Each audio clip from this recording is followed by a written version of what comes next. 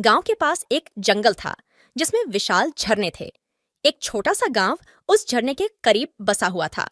गांव वालों के लिए वह झरना प्राकृतिक सौंदर्य का एक स्रोत था, लेकिन उनके लिए यह जीवन का संघर्ष था। गांव के लोगों को हमेशा पानी की कमी रहती थी, क्योंकि झरने से पानी उनके खेतों तक नहीं पहुंच पाता था।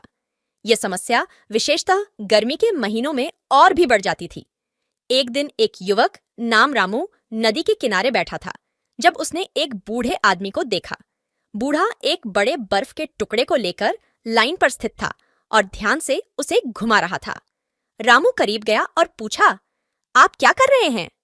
बूढ़ा उत्सुकता से बोला, देखो, मैं इस बर्फ के टुकड़े को ढूंढ रहा हूं। जब यह पिघलेगा तो नदी में जाकर पानी बनेगा। रामू हैरान था, लेकिन बर्फ का क्या काम नदी में? बूढ़ा मुस्कुरा दिया, मेरे बेटे, इस बर्फ के टुकड़े को नदी में डालने से वह टुकड़ा पानी में मिलकर पिघलेगा और जल की धारा बनेगी। इस तरह से हम लोगों के लिए जल का स्रोत उत्पन्न होगा।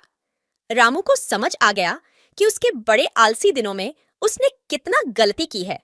उसने बूढ़े से कहा, धन्यवाद, मैं भी आपकी मदद कर सकता हूँ। दोनों ने मिलकर बर्फ के टुकड़े ढूंढे और उन्हें नदी में डाला। धीरे धीरे वह टुकड़ा पानी में पिघलने लगा और जल की धारा बनने लगी।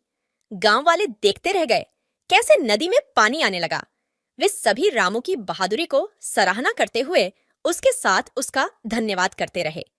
इस कहानी से हमें यह सीखने को मिलता है कि हमें समस्याओं का सामना करने के लिए सकारात्मक दृष्टिकोण रखना चाहिए।